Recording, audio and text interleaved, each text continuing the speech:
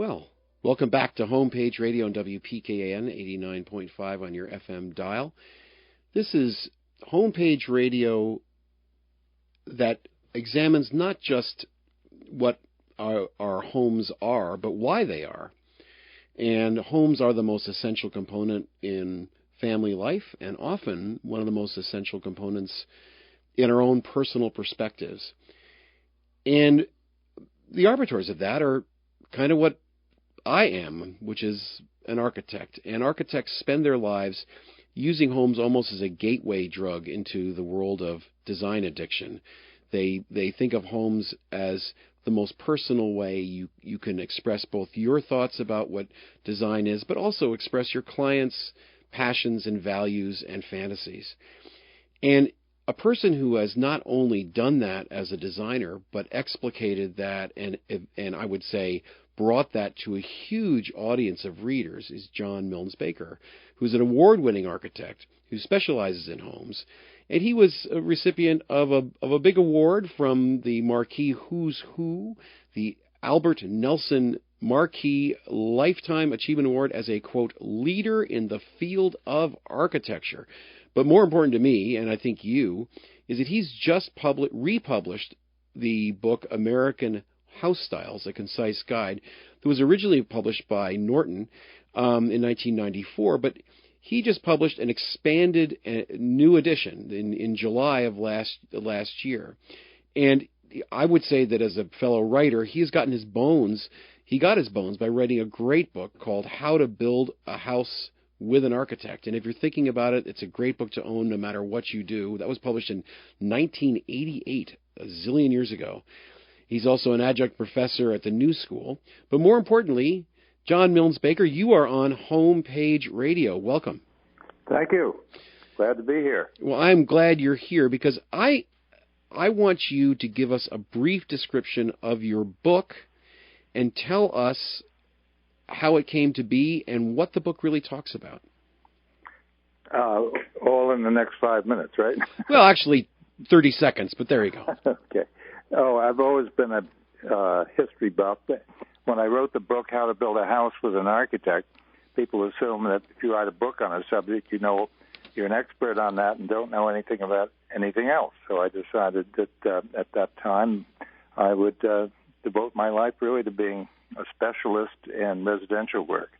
And that led to writing it was published in 1994, as you say, American House Styles, A Concise Guide.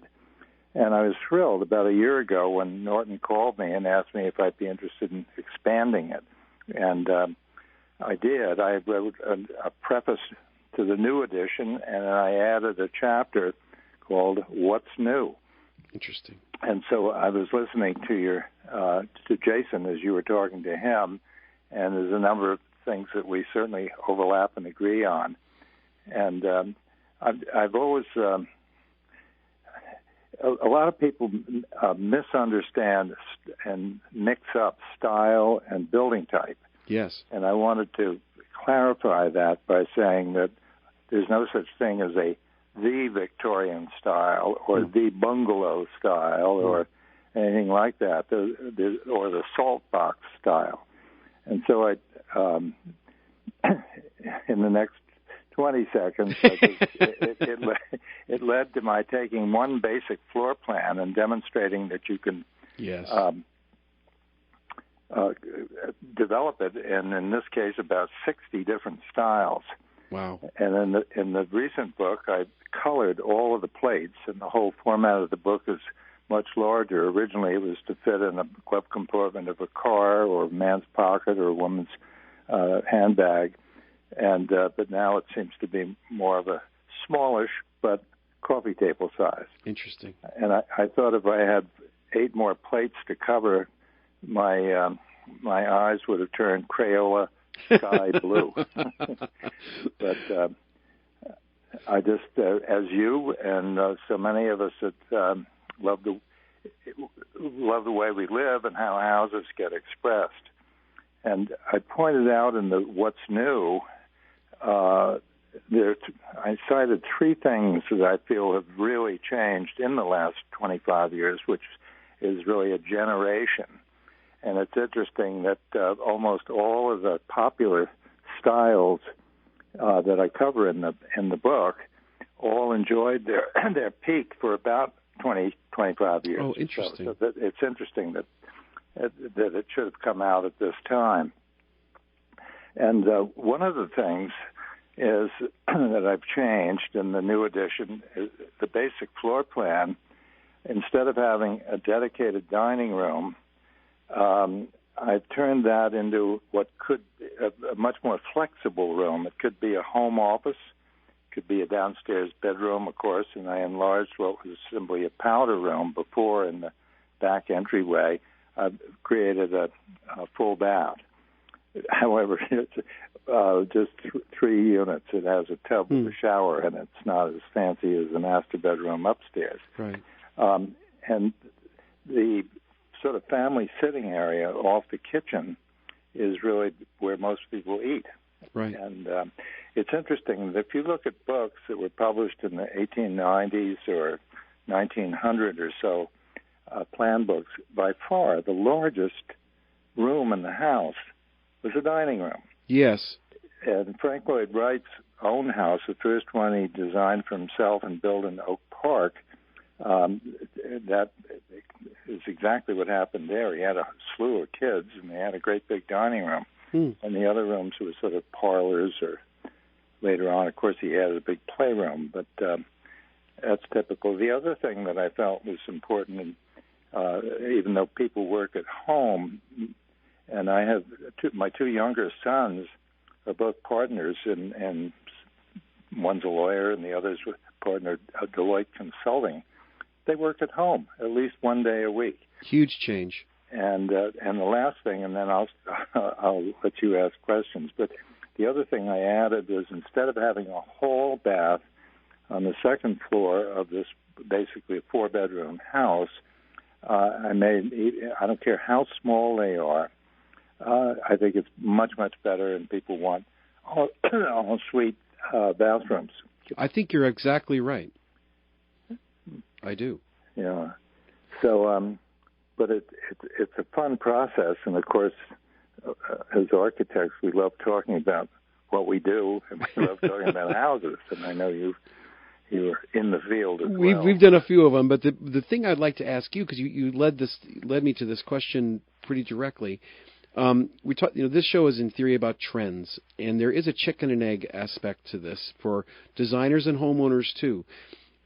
How do you think that architects create trends, or do they respond to trends, or both? What do you think of? What is the relationship between design, innovation, and surfing others' ideas or others' images?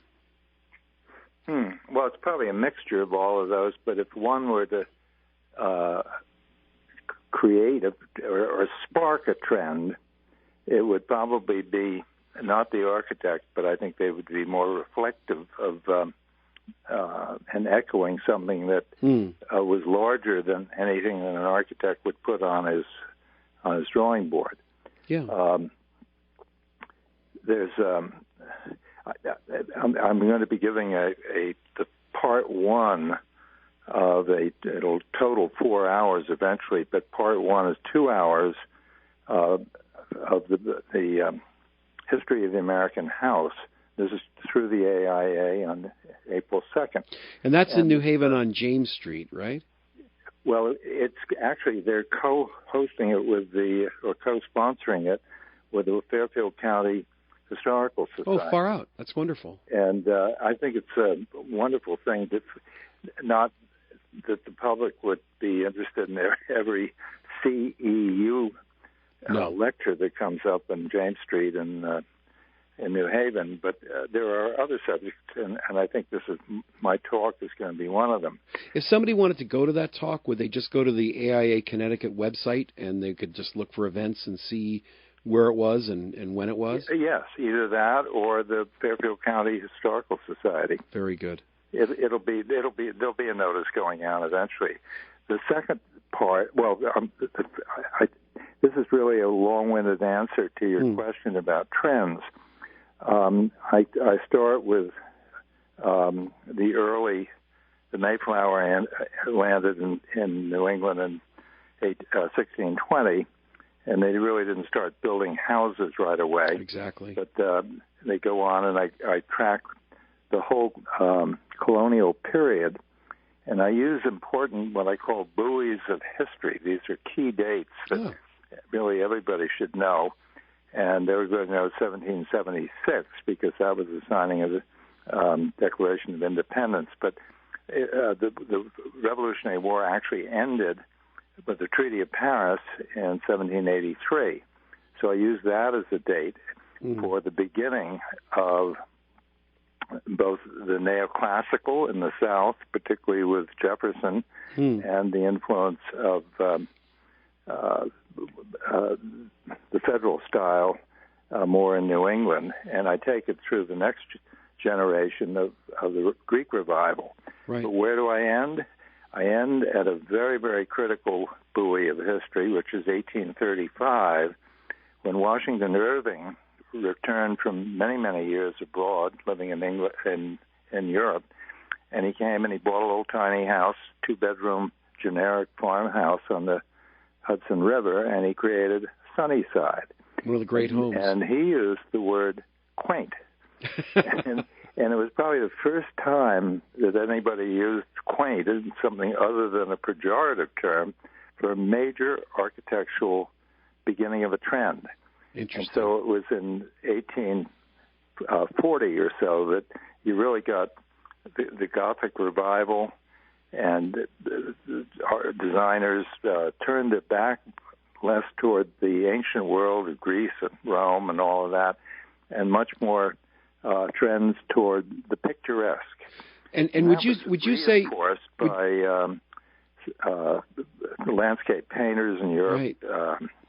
Poussin and Lorraine, and a whole trend in England where most of what we did for a long, long time began first in England, but then we picked it up here. It's usually a generational gap. Would you say that the mid-19th century equivalent of the internet, which was the mass book publishing explosion that created a gigantic media availability for people that used to rely essentially on stories being told by other people, but now could actually affordably buy a book and look at it, would you say the plan books were the ones that essentially picked up on the ideas of places like Sunnyside and extrapolated them into those picturesque ideas of all these stylistic reinventions that really drove that huge stylistic diversity in the 19th century of the American home?